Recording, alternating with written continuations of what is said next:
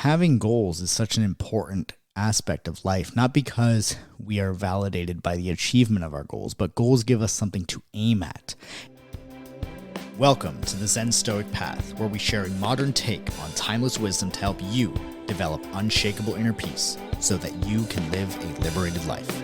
I'm your host, Victor Pierantoni, and the co-founder and head liberation coach. Be sure to follow me on social at victor.liberatedlife for daily content. Let's get into the show. The mind adapts and converts to its own purposes, the obstacle to our acting. The impediment to action advances action. What stands in the way becomes the way. Marcus Aurelius. Now, this is a concept of Stoicism that gets talked about a lot, definitely popularized by Ryan Holiday's book, The Obstacle is the Way. And what's really important about this particular quote and why I began this episode is because this episode is about how to live a meaningful life. And living a meaningful life begins with starting in the present moment, responding to the present moment, and being able to be objective in your view of the reality that you're living. If you do not like something in your present moment, or if something is bothering you or causing emotional agitation, living a meaningful life can start right then and there by asking yourself, what is this emotion trying to teach me? Because oftentimes the obstacle can be anything. The obstacle can be an unpleasant emotion. It can be a rude person or a difficult person that you're dealing with. It could be an element out of your control that you didn't anticipate in your everyday life. Stoicism, a lot of the time, discusses this idea of that you don't control everything that happens in your life, but you do control how you respond to it. And we create meaning out of how we respond to the things that are ultimately out of our control. How we do anything is how we actually create the meaning of ourselves, of our identity, and of our life.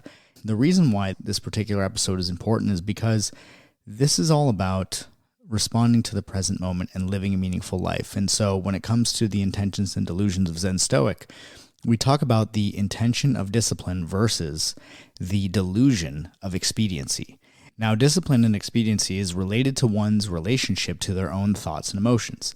Discipline is focused on prioritizing meaning over gratification through the training and development of the warrior within. Expediency is focused on prioritizing gratification over meaning through the pursuit of pleasure in order to expedite the process between unpleasant and pleasant feelings or experiences.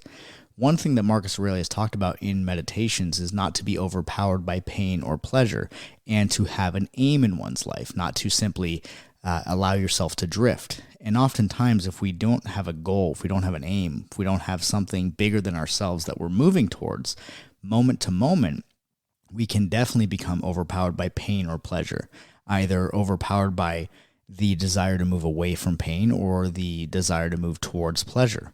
And so it's really important in order to practice an intention of discipline in our lives is to have a goal. Right? Recently, I myself was struggling a lot with productivity and time management. I was struggling to get things done. Things that were pretty simple were taking me way longer than they should have when it came to work and responsibilities. And I didn't really understand what was going on. And what's interesting is I teach this stuff, right? I coach this stuff within people, yet some of my own commitments became very difficult for me. And what I realized is that I wasn't being disciplined. And one thing that reinvigorated my definition of discipline was when I was reading the book, The Unbeatable Mind by Mark Divine. And one thing that Mark says in that book is that discipline is to be a disciple of something bigger than you. And the reason why this is important relative to our relationship with our emotions is because our emotions, when they come up, especially when we're feeling unpleasant feelings, will often seem as though they are the end-all be-all of our existence. They are the total determining factor of meaning in that moment. And our only job is to soothe ourselves from that unpleasant feeling. And discipline is important because it allows us not to get consumed by the unpleasant emotions that we have. When we are simply doing things and we're just in it for ourselves and our own comfort, it is very easy to be controlled by our emotions. Rather, when we become a disciple or a student of something bigger than ourselves, it allows us to grow into somebody that we are able to become. It allows us to expand and magnify our potential and expand our identity. And having goals is such an important aspect of life, not because we are validated by the achievement of our goals, but goals give us something to aim at, and it gives us a path in life to orient around. One thing that I really love is the idea that Jordan Peterson talks about, of how he discusses how life is already difficult enough as it is. It's riddled with suffering, pain, disease.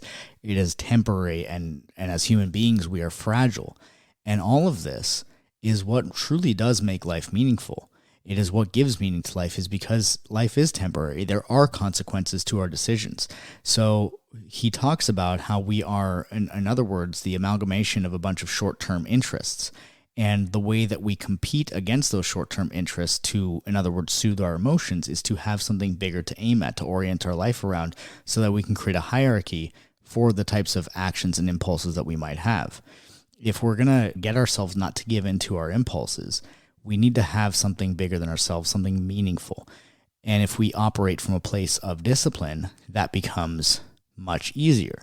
However, if we operate from a place of expediency, really what we're doing is we're asking ourselves, how do I feel in the moment right now? And if that the answer to that is, I don't feel really good, expediency is trying to get as quickly as possible to a good, or at least a stable feeling from an unpleasant feeling, without first understanding what that emotion is trying to tell us.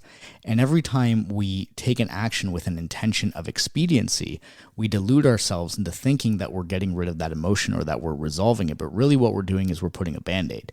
We're building a bridge between the bad feeling and the good feeling, and not creating any meaning out of it, not learning anything or gaining any wisdom out of why we had the bad feeling in the first place. It's really important for us to take a moment to understand what our feelings are trying to tell us, because oftentimes our unpleasant feelings are the result of us not doing the right things in our life. And if we just simply pay attention and ask ourselves, oftentimes the unpleasant feelings can be telling us to take certain actions of things that we know we need to do. Right? If we're feeling anxiety, it is anxiety around anything like work-related, for example, could be related to an idea of feeling unprepared for something. And that if we know we're not preparing, then that anxiety is telling us, hey, we need to prepare, we need to study, we need to do our research, we need to do our due diligence around this work matter. So that's just one example of it. And I really love the quote from Epictetus that really, puts things into perspective, especially in the present moment, which is, how long are you going to wait before you demand the best of yourself? And one thing that's really important about this quote is that you don't have to wait. You can be at your best now simply by choosing what is meaningful over what is gratifying. We need something to aim at. We need something to orient our lives around. How often have you caught yourself thinking of all the things that you should be doing to be the best version of yourself? Most people are content with fantasizing about what they should do without actually doing it, and the acknowledgement alone presents a low level of satisfaction that some people end up settling for. And the thing is, we want to not just fantasize about what needs to be done, but to actually do what is most meaningful to us.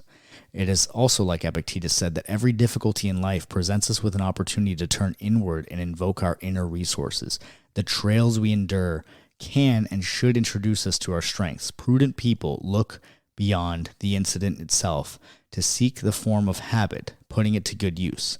On the occasion of an accidental event, don't just react in a haphazard fashion.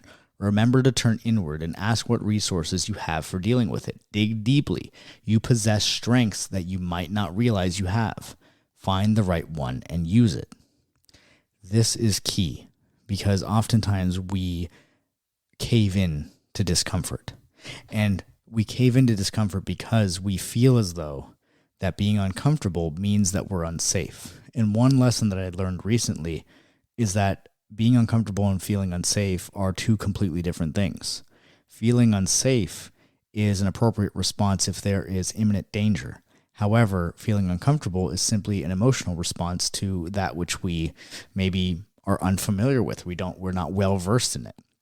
So the idea with this is that if we're feeling uncomfortable, we are not actually in danger. We are just uncomfortable. Thus, feeling uncomfortable is safe if we're not in danger. It is in moments of discomfort that we grow. It is in moments where we stretch beyond our comfort zone that we grow. Therefore, it is safe to grow. It is safe to grow beyond your situation.